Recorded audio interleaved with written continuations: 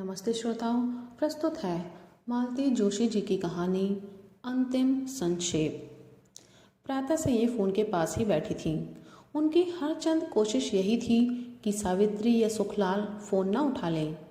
महिमा का जैसा स्वभाव है वे खूब जानती हैं।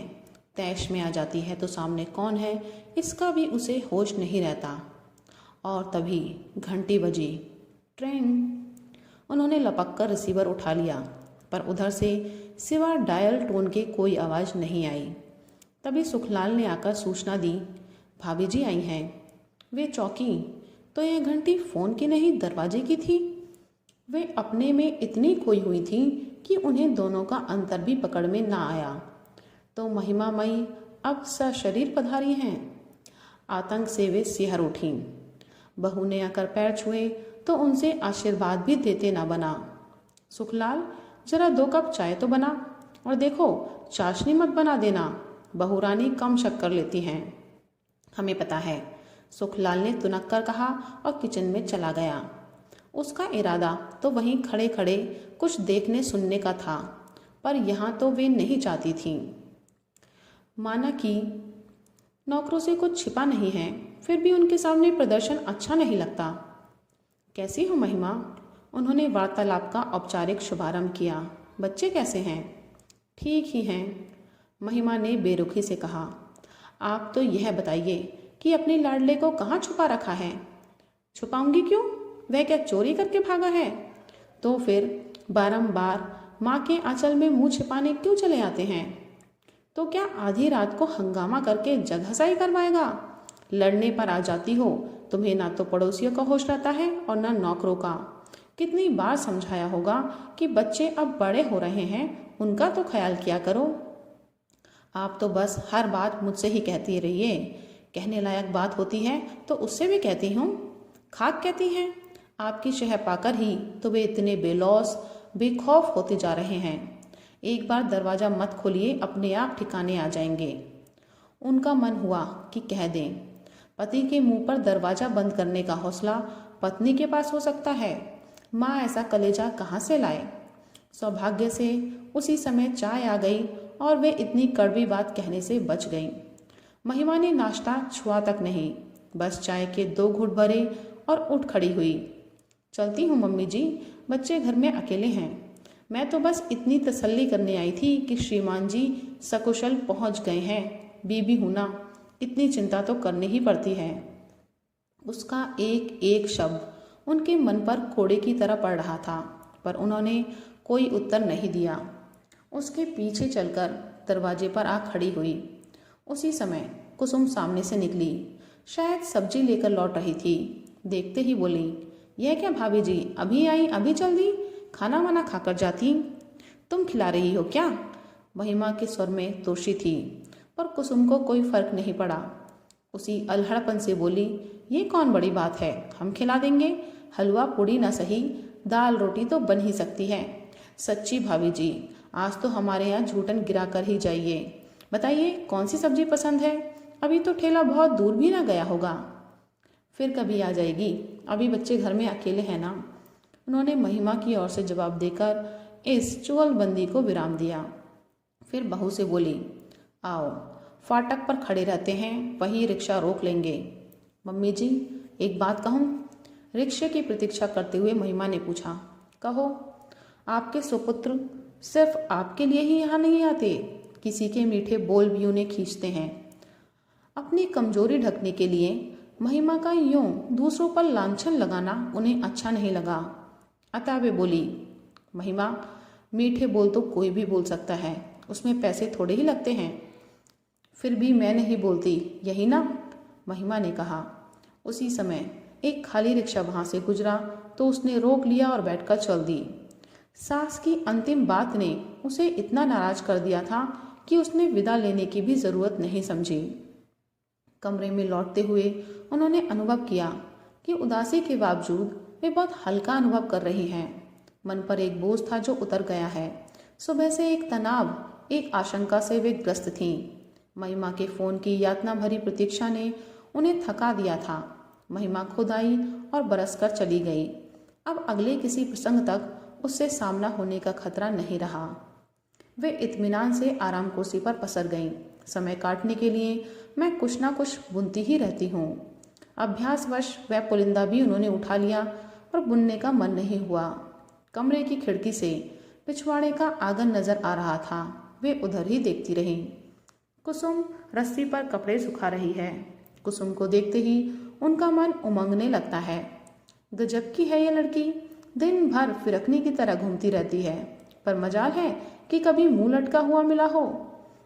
गैरेज और उसके पास वाला कमरा, बस इतनी सी जगह है उसके पास, पर अपने 1.5 कमरे के घर को भी हमेशा चमका कर रखती है।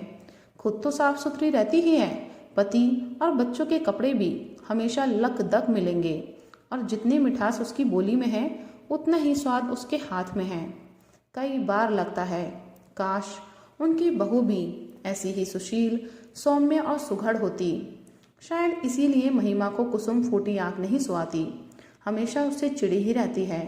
जब शुरू शुरू में वे लोग रहने आए थे तो महिमा अक्सर झल्ला जाती।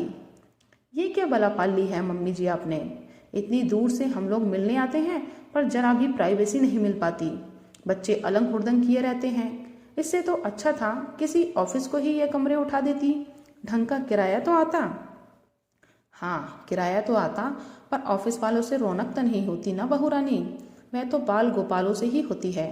और अब इस उम्र में मुझे प्राइवेसी की नहीं, संग साथ की जरूरत है। रात बेरात मुझे कुछ होने लगे तो गिलास भर पानी देने के लिए तो कोई चाहिए, दौड़कर तुम्हें खबर देने वाला तो कोई घर में हो। 2-4 बार यह जवाब सुन लेने के बाद महिमा ने भुनभुनाना छोड़ दिया था। वह समझ गई थी कि सास की यह दलील सीधे उस पर वार करती है। उसी ने तो इस घर को 2 द्वीपों में बांट दिया है। आज सारी संपन्नता के बावजूद वे जो बुढ़ापे में अकेलापन भोग रही है तो उसका जिम्मेदार कौन है? महिमा ही तो है। उन्हें आज भी वह काला दिन याद है। वे तीनों शाम की चाय ले रहे थे।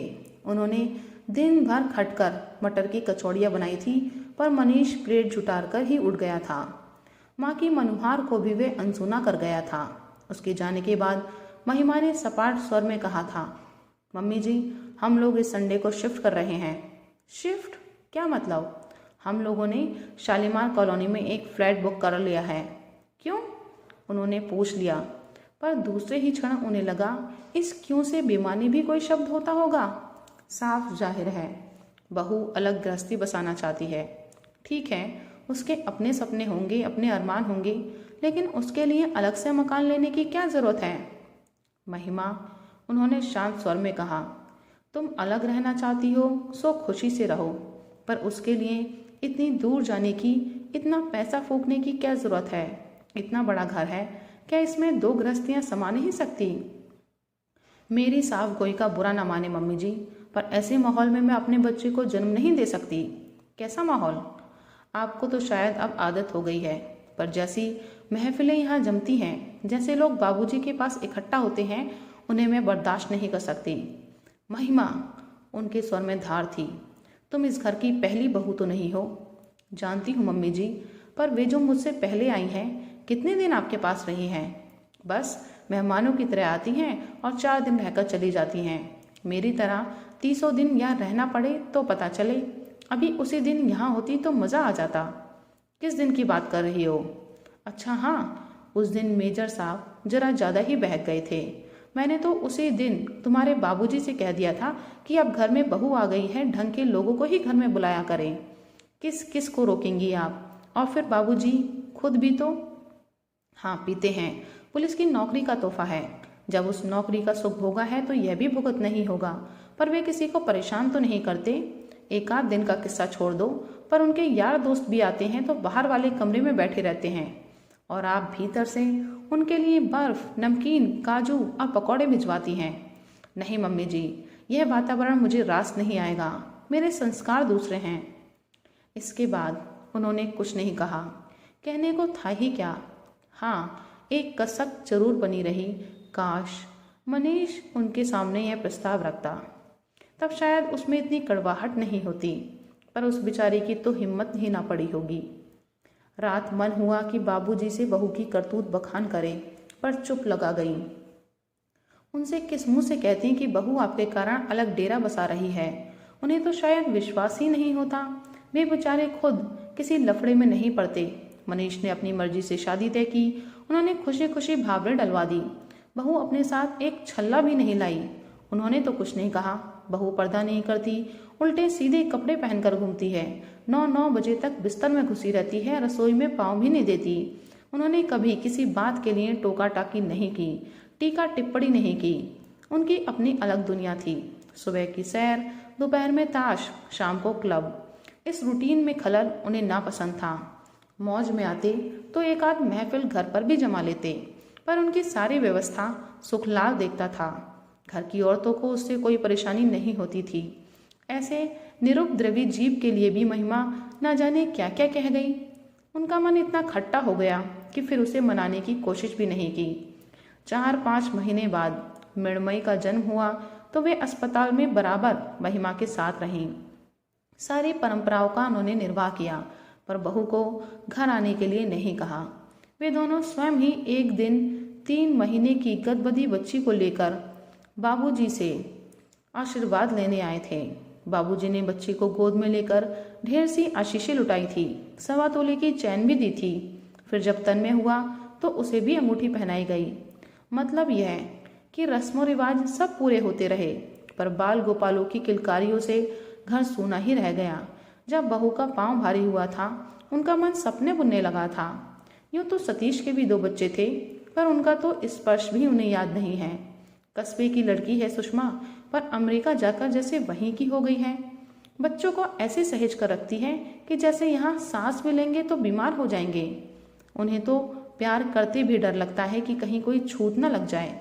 वे अपना मन अंजू मंजू के बच्चों से बहला लेती, पर पराई संतान से कहीं घर भरता है। एक मनीष के बच्चों की आस थी, वह भी टूट गई। पता नहीं बाबूजी ने इस दुख को कैसे गटका होगा, पर वे स्वयं तो एकदम ही बिखर गई थीं। फिर बाबूजी भी चले गए और वे एकदम अकेली रह गईं। कौन विश्वास करेगा कि यह अकेलेपन उन्हें मांगे मिल गया था। दुनिया भर की औरतें पति से पहले जाने की कामना करती हैं, पर उनके अंतर्मन ने हमेशा यही चाहा कि हे प्रभु, इन्हें मुझसे पहले उठा लेना, जैसे मैंने उनके नाज उठाए हैं और कोई नहीं उठा सकता। मेरे रहते तो इनकी शान और शौकत में, रोब दाब में कोई कमी नहीं आ सकती, पर मेरे बाद के जरा जरा सी चीज के लिए तरसेंगे, दूसरों का मुख देखेंगे तो मुझे स्वर्ग में भी शांति नहीं मिलेगी। ईश्वर ने जैसे उनकी सुन ली। एक नामालूम सी बीमारी में बाबूजी चल बसे। उनकी आन बान अंत तक बरकरार रही। पहाड़ से दुख को झेलते हुए एक संतोष उन्हें सांत्वना दे जाता था। दुख बस एक ही था, अब सब कुछ निबट जाएगा और 15 दिन बाद बच्चे अपने अपने घर चले जाएंगे तो वे खाली दिनों को कैसे भरेंगी। यह सूना घर उन्हें काटने नहीं दौड़ेगा। अमेरिका लौटते हुए सतीश भी बस चिंतित था। बार बार कह रहा था, मम्मी मैं मनीष से कहता हूँ कि अब यहीं आकर रहे, या फिर तुम हमारे साथ चलो। उनका भी मन हुआ कि महिमा से कहे, जिनसे तुम्हें शिकायत थी वे तो चले गए, अब वापस आ जाओ। पर ऐसा कहना भी मानो उस दिवंगत आत्मा का अपमान होता। वे जब्त कर गईं। सतीश को उन्होंने समझा बुझाकर भेज दिया। तब ये सदाशिव और कुसुम का जोड़ा उनके आश्रय में आया था। इन्हें घर की जरूरत थी, उन्हें संग साथ की, तो नाम मात्र के किराए पर इन्हें रख लिया गया। नई नई शादी हुई थी, गोद में 6 महीने का बच्चा था। मम्मी जी को तो जैसे स्वर्ग मिल गया। 1.5 साल बाद कुसुम के यहाँ दूसरा बच्चा हुआ तो उन्होंने सास से भी बढ़कर सेवा की। उसके लिए हरीरा बनाया, दवाइयाँ कूटी, गोंद मेथी के लड्डू बनाए, दोनों बच्चों को नहलाया धुलाया, साथ ही दर्जनों स्वेटर बना डाले। उनकी तुतली बोली से वे पुलकित होने लगी और आने जाने वालों के पास उनकी बाल लीलाओं का बखान करने लगी। अपने नाती पोतों के लिए जो वर्षों से संचित प्यार उनके मन में था, वह इस जुगल जोड़ी पर बरसने लगा। यूं तो ईश्वर ने उन्हें 4-4 बच्चे दिए थे, लेकिन लड़कियां तो अपने अपने घर की हो गईं और लड़कों में एक साथ समुंदर पार जाकर बैठा है और दूसरा शहर में भी है, तो किस काम का। वे तो अकेले ही पड़ गई हैं। शायद इसीलिए परमात्मा ने ये राम लक्ष्मण उनके आंगन में भेज दिए हैं। महिमा सब देखती और जलभुन जाती, कहती, कुसुम के तो मजे हैं, 200 रुपल्ली में महलों का सुख भोग रही है, मुफ्त की आया मूली हुई है सो अलग। सुखलाल कहता है, भाभी जी जरूर कोई पिछले जन्म का लेखा जोखा रहा होगा, नहीं तो सारी दुनिया छोड़कर ये लोग यहीं क्यों आते। वे सब सुनती हैं और मुस्कुरा देती हैं। मनीष कोई 12 बजे सोकर उठा होगा। उठकर सीधे उनके पास आकर बैठ गया। बिखरे बाल, उतरा चेहरा, उदास आंखें। उनका मन हुआ उसे बाहों में लेकर प्यार कर ले, पर वे जब्त कर गई। एक जमाना था, अब 2 बच्चों का बाप बन जाने के बाद भी वह उनकी गोद में लेट जाया करता था। महिमा ने ही उसकी ये आदत छुड़ाई थी। तब से वे भी एक औपचारिक दूरी बनाए रखती हैं। चाय पियोगे? ज़रूर, लेकिन तुम्हारा तो खाने का समय हो रहा होगा ना। तुम नहा धो लो, फिर खा लेंगे। चाय पीकर वह नहाने चला गया। वे उठकर रसोई में जाने को ही थी कि रिंग आई। हेलो दादी माँ, मैं मीनू बोल रही हूँ। डैडी जाग गए क्या? हाँ, अभी अभी उठा है, नहाने गया है। थोड़ी देर बाद बात कर लेना। हाँ, मौका लगा तो ज़रूर करूँगी। दरअसल मैं उन्हें विश करना चाहती थी। आज उनका बर्थडे है ना। ओ माँ, उनके दिमाग से ये तारीख कैसे उतर गई? बच्चों के जन्मदिन मनाने का तो उनका खास अंदाज हुआ करता है। बच्चे जब छोटे थे तब तो खूब हंगामे हुआ करते थे। अब वैसा तो नहीं हो पाता, पर वे याद जरूर रखती हैं। बाहर वालों को कार्ड या पैसे भेज देती हैं, फ़ोन कर लेती हैं, मनीष के यहाँ मिठाई लेकर पहुँच जाती हैं, या फिर उन लोगों को घर पर बुला लेती हैं। चीनू मीनू के जन्मदिन तो अक्सर यही मनाए जाते हैं, और आज उन्हें मनीष का जन्मदिन भी याद न रहा। वे सचमुच बूढ़ी होती जा रही हैं। उन्होंने फौरन सुखलाल को बाजार भेज सावित्री को मटर पुलाव और रायता बनाने का आदेश दिया और खुद हलवा भूनने बैठ गईं। माँ बेटे दोनों खाने पर बैठे तो मेज पकवानों से भरी हुई थी और पूरा कमरा अगरबत्ती से महक रहा था। अरे वाह, आज तो फीस्ट हो गई, मनीष ने कहा। Birthday feast? Birthday? Oh yes, आज मेरा हैप्पी बर्थडे है ना। वह उठा और उसने माँ के पैर छू लिए, फिर उनके गले में बाहें डालकर बोला, तो आपका यह नालायक बेटा आज कितने साल का हो गया? 36 का। ओह नो, इस स्पीड से मेरी उम्र में इजाफा होता रहा तो मैं 2-4 साल में बूढ़ा हो जाऊंगा। मीनू ने फ़ोन किया था तो मैं विश करना चाहती थी। बेचारे बच्चे अपने डैडी को थोड़ी बहुत तो इज्जत करते हैं, बाकी लोग। सुबह महिमा खुद आई थी मुझे विश करने के लिए। शायद। ओ डियर मम्मा, अब आप ये पैचअप का धंधा छोड़ दो, कोई नई बात करो। और सच तो यह है कि इस समय कोई भी बात करने का मूड नहीं है। तुम्हारी ये सजी हुई मेज कब से बुला रही है, जरा उसके साथ न्याय कर लेने दो। और वह टूट पड़ने के अंदाज में शुरू तो हो गया, पर 2-4 कौर खाकर ही उसने हाथ रोक लिया। अभी महिमा जो मुझे ये सब खाते देख लेना तो गजब हो जाए। सच कहता हूँ, शी विल किल मी। इत्मीनान रखो, आज की तारीख में वे दोबारा नहीं आएगी।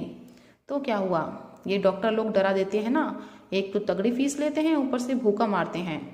खाना खाकर वह फिर लेटने के मूड में था, पर उन्होंने टोक दिया, अब सीधे घर जाओ। बच्चों के लिए इमरती और कचौड़ियाँ रख दी हैं, ले जाना। और महिमा को ये साड़ी देना, शाम को पहनेगी। मम्मी, जन्मदिन मेरा है, उसका नहीं। पुरानी साड़ी है रे, उसे पसंद है इसीलिए दे रही हूँ। और बेटे, तुम तो अपने हो, तुम्हें कुछ भी न दूँ तो फर्क नहीं पड़ता, पर बहुओं को तो साथ ही रखना पड़ता है ना।